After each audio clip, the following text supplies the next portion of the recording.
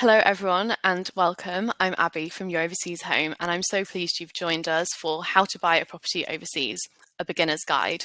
Whether you've been daydreaming for years or you've only recently started looking, this session is designed to help you take that very first step. Hi there, I'm Julian. I'm one of the writers on Your Overseas Home. You may have read some of my articles on the site or in our newsletters, but really glad to be able to speak to you all directly today. Yeah, it's great to have you here today, Julian, as well. This is actually the very first in our brand new series of solo webinars from Your Overseas Home. We'll be covering all of the key stages of buying property overseas, from narrowing down where you might want to buy, to the legal considerations, to getting the keys in your hand.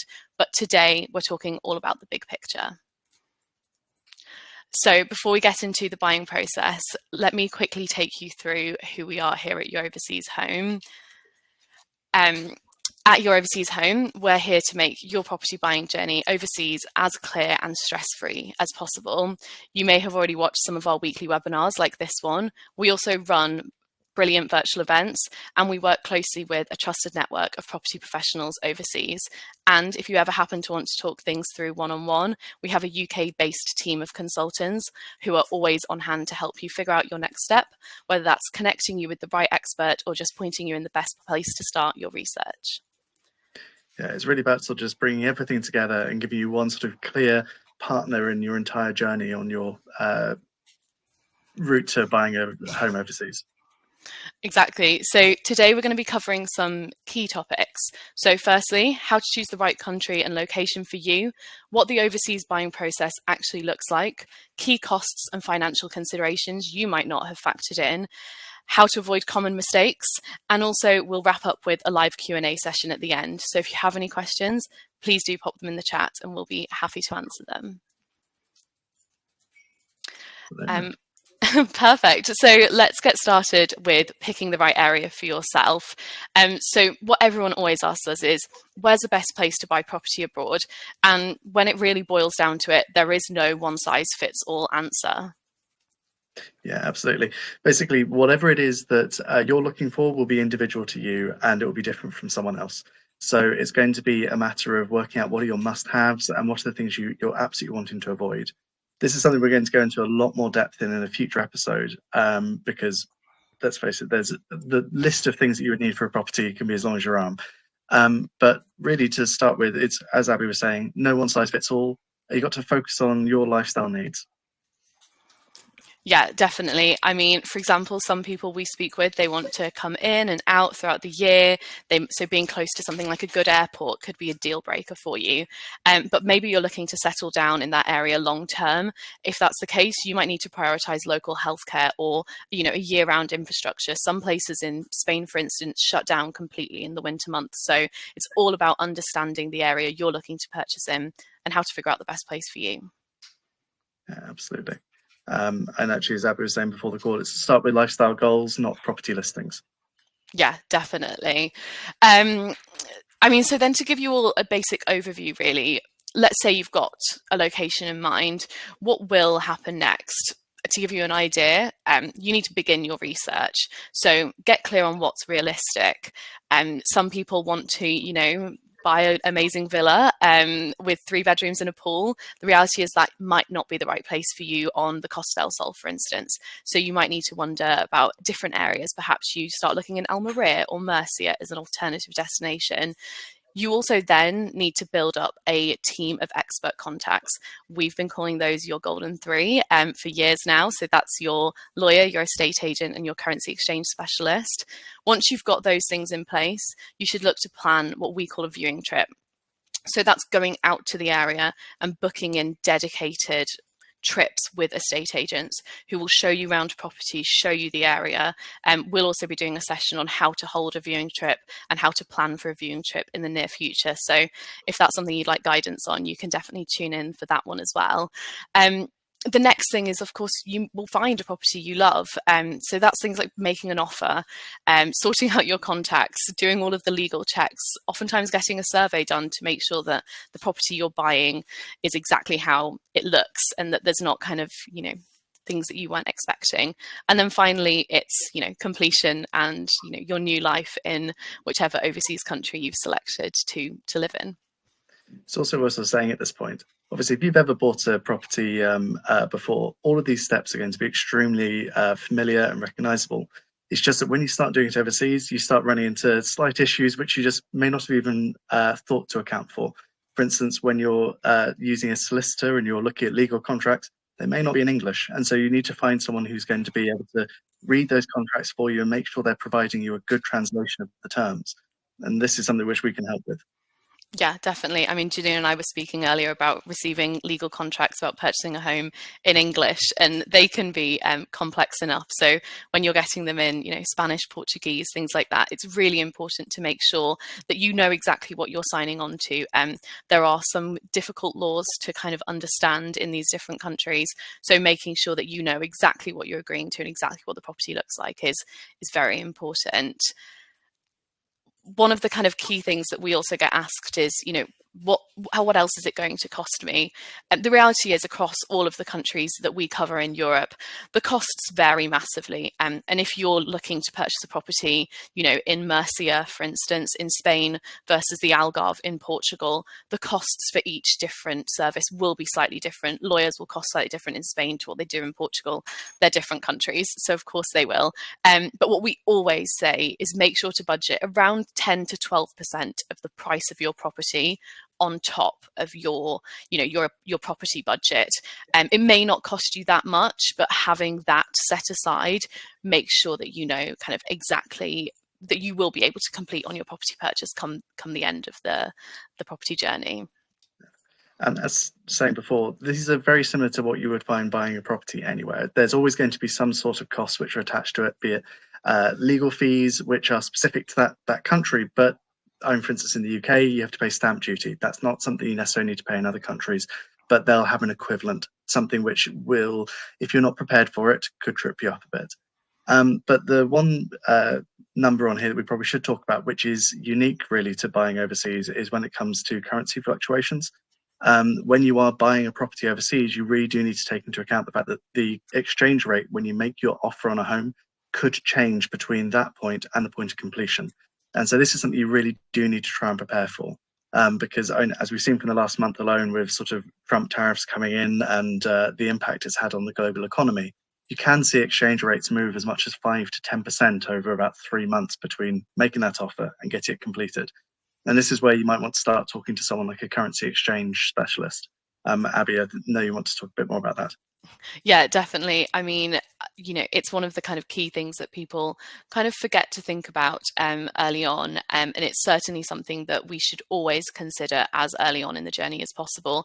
Oftentimes, it's one of those boring things that is just better to tick off as early as you possibly can, understanding exactly what, you might need to kind of account for, but also the ways that you can mitigate those risks are extremely important. I mean, to give an example, the difference, for instance, between a pound when it is the equivalent of €1.10 versus a pound when it's roughly €1 on a 200,000 euro property, that's nearly £18,000 extra that you would need to spend. I mean, that's a huge volume to have to kind of find out of nowhere, especially when this can happen. You may have already put your offer in. This can happen in the time it takes you to simply complete. So that's £18,000 you may need to find effectively out of nowhere, very last minute. So understanding the ways that you can mitigate that risk and, prepare yourself for that is extremely important. And unfortunately, we have seen buyers caught out by not locking in a rate and planning currency exchange transfers properly. And thankfully, the buyers that we speak to, we're able to connect them with our partners, for instance, at Smart Currency Exchange. And they are a key part of that kind of golden 3 contact that we talked about earlier, that really makes sure that your property buying journey is as safe and straightforward as it can be.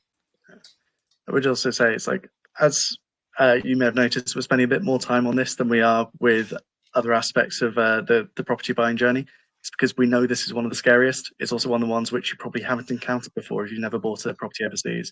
And we will be spending more time on it in this series as we go forwards. But we just thought worth taking a little bit of time to sort of explain why currency shifting and changing is something which you need to be aware of when you are buying overseas.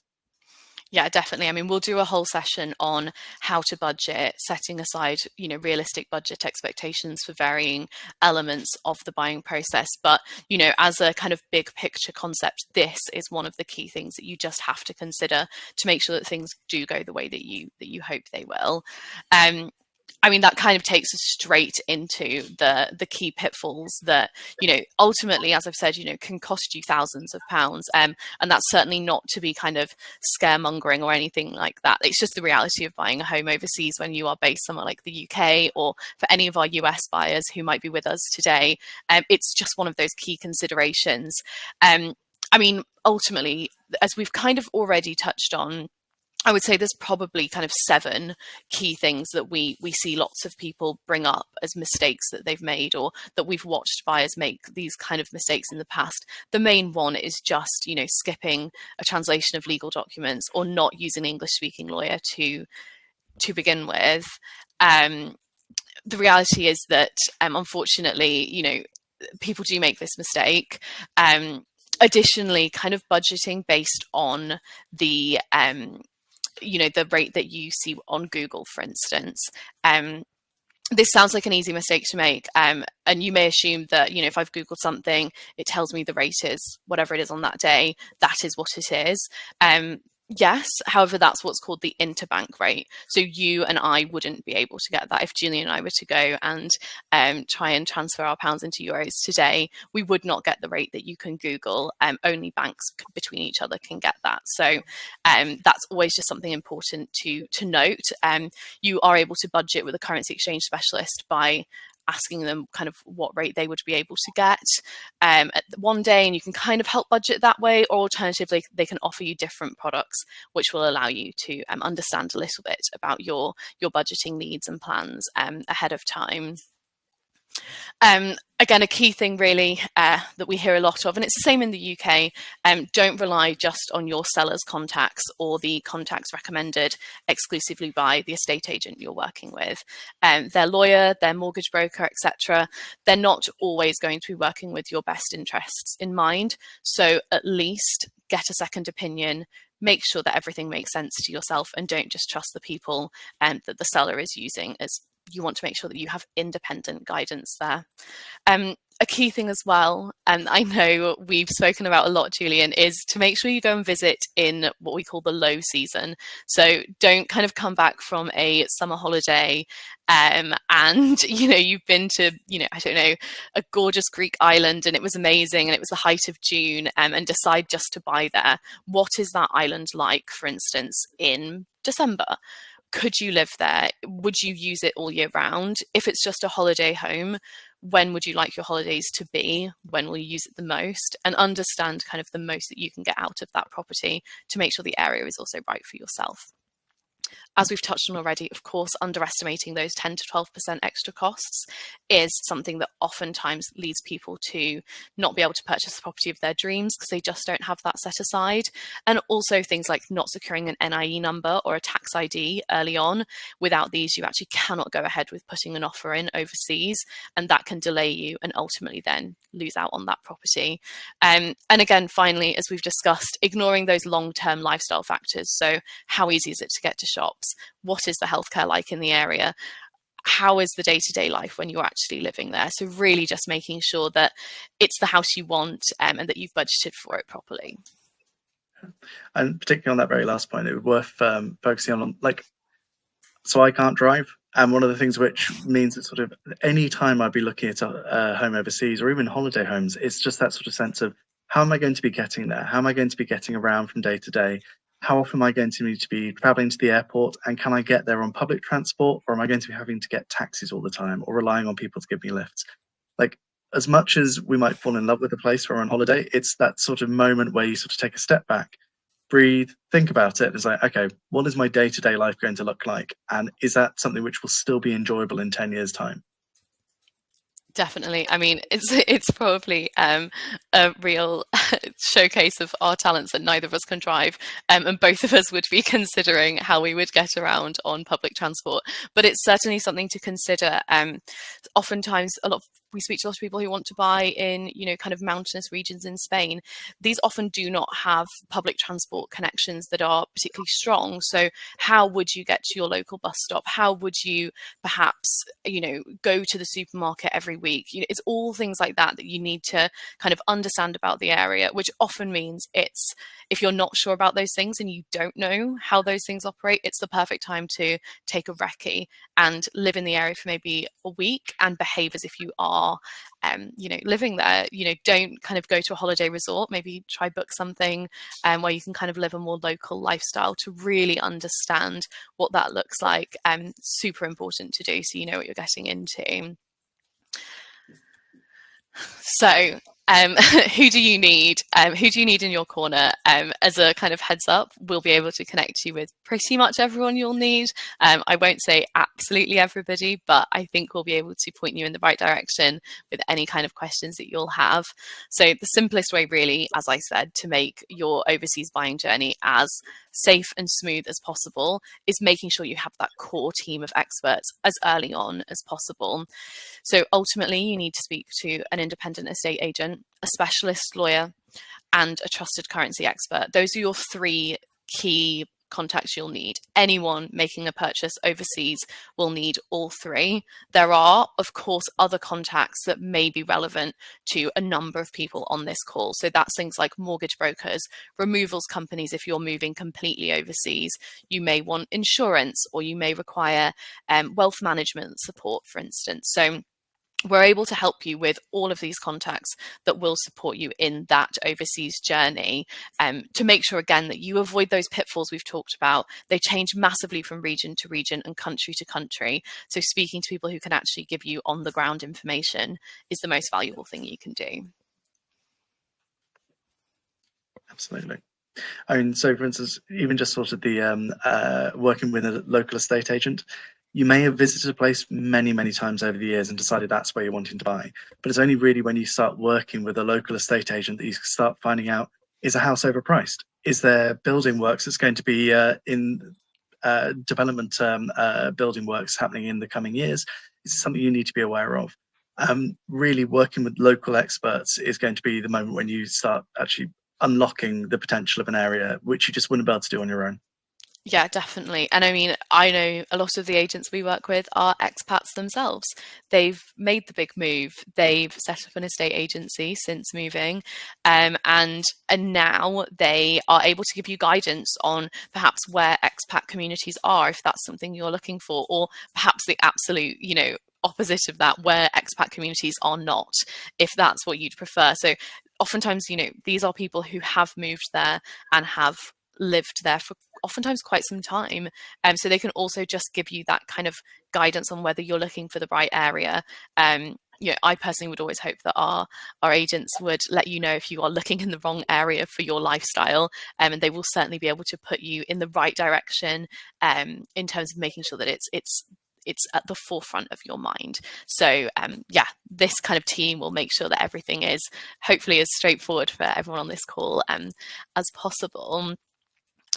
So that's kind of everything that we do. And that is, as we said, we're talking today about the big picture of what is the journey of buying overseas, but really kind of how can we here at Your Overseas Home actually help you on that. So as we've referenced a few times in this session, this is the first of a series that we'll be doing. So we are going to go into every single step we have covered today. So next we'll be doing, very excitingly, on May 28th, you can come back and join myself and Julian to discuss how to find the best location for your overseas property. So we've touched on it lightly today, but next session we'll go through in a lot more detail exactly how to understand the lifestyle types in different areas and match those to your own lifestyle. So we hope to see a lot of you there. So that's one way that we'll be able to help you out.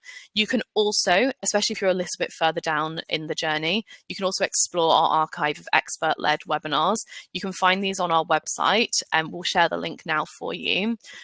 Alternatively, you can also register for upcoming webinars and events, which we will be hosting many. There's lots coming up.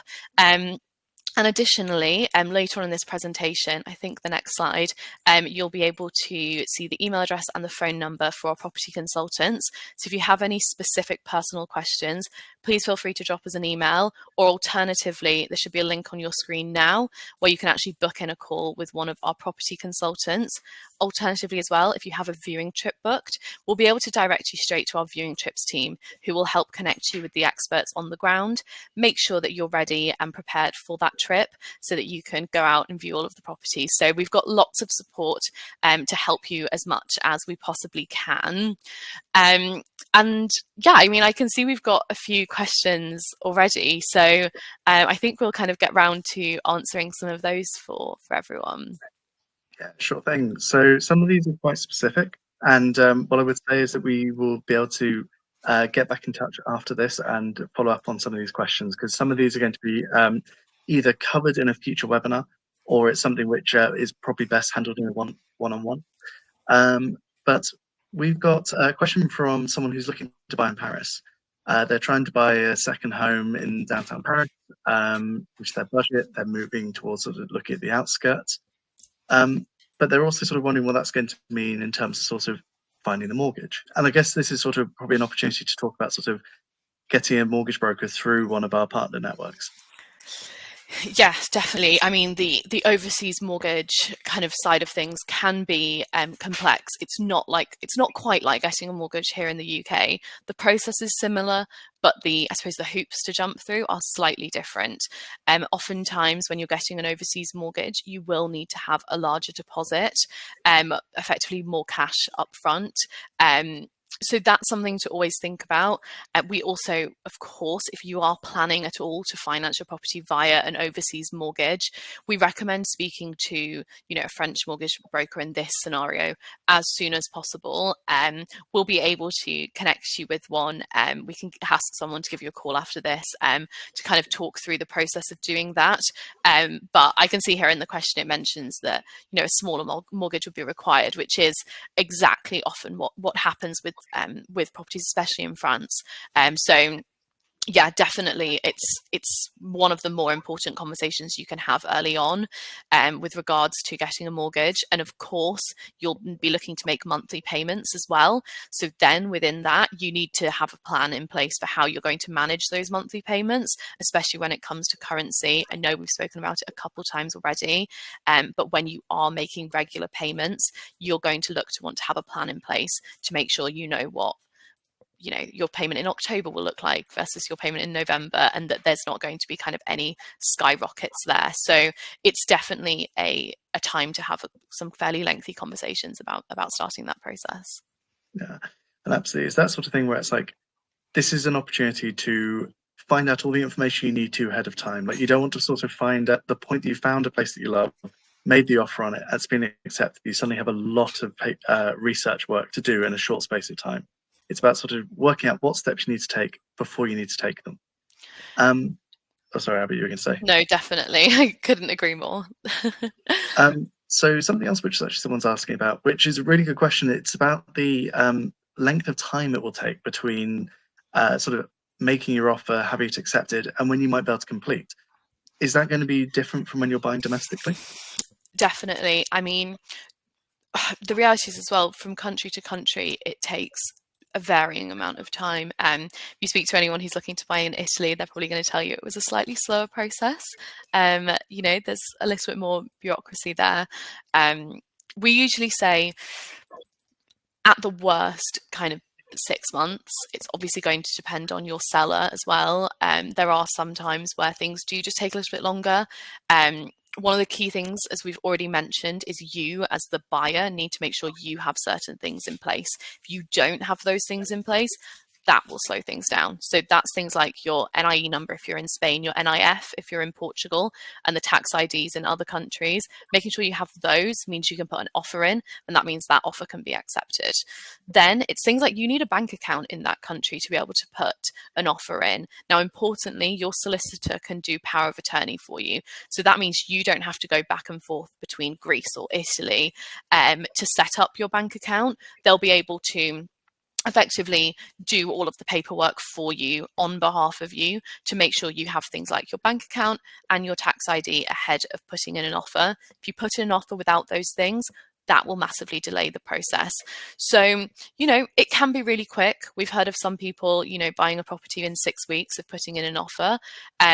If you want it to go as fast as possible, make sure you've done what you need to do on your side, and then it's just up to the seller to sort things out. But also work with a solicitor as well, who is, you know, on the ball, I suppose. And also importantly, which a lot of people forget, is placing your offer around times where everyone is working. Importantly, in Europe, August is a time where very little happens. A lot of businesses will shut down. So if you place an offer towards the end of July, for instance, you might struggle to, to start to see work happening from your solicitor and also your seller's solicitor until perhaps early September. So those kind of lulls in the European property market are important to be aware of so that you can avoid that.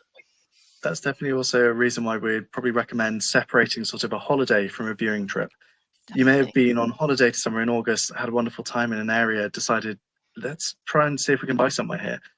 And that's probably the time when everyone is on holiday. If you then go on a viewing trip in a sort of dedicated time where what you are, your main job while you're away is to go and look at houses and properties, speak with estate agents, you will be most likely dealing with people who are in their business hours. They're not on holiday. You're seeing it in low season. You're going to be able to see a lot more properties than you would if you were just there trying to fit it in around also beach trips or hikes and things like this.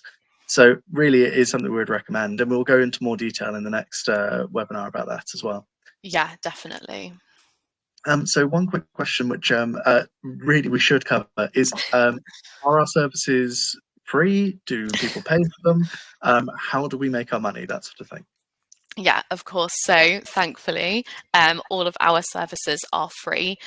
Our partners either pay for our services or there's sometimes our commission agreements attached, but ultimately we put you in touch with them, and it's up to you to make a decision if those are the right contacts for you. We work very closely with these partners to make sure that they provide you with the best experience possible, and we make sure to only work with kind of the best people in the industry to provide you with an excellent experience. So all of the guidance that we provide you with, whether that's speaking to our consultants on the phone, watching our webinars, or coming to our events, is entirely free to yourself. And hopefully you'll just have a great experience with our partners, which is all we can really ask for. So I'm actually aware that we're running up against time, and we've got quite a few questions coming in.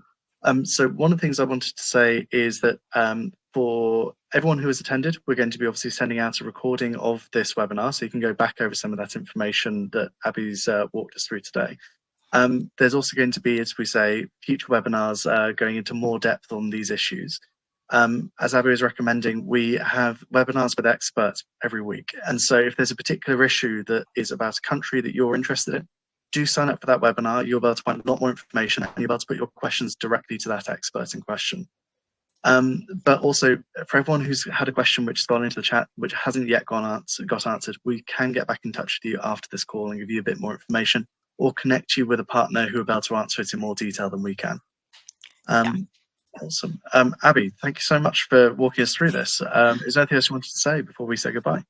No, I mean, I think that's everything for me. For anyone who is, looking to speak directly with one of our consultants, for those of you who've asked a question, we'll certainly get them to drop you a message following this, so that you can have a quick call with them. I know there's a couple questions here about, visas and things like that. So we'd be more than happy to offer you that one-on-one support following this, since we have run out of time. And, thank you everyone for watching. We've really enjoyed having everyone today, and it's great to see we've got so many questions. I know that we'll be looking to answer as many as possible following this session, but also in our future sessions, which will run throughout the rest of the year. Please, if you've enjoyed this session, do leave us a review on Trustpilot.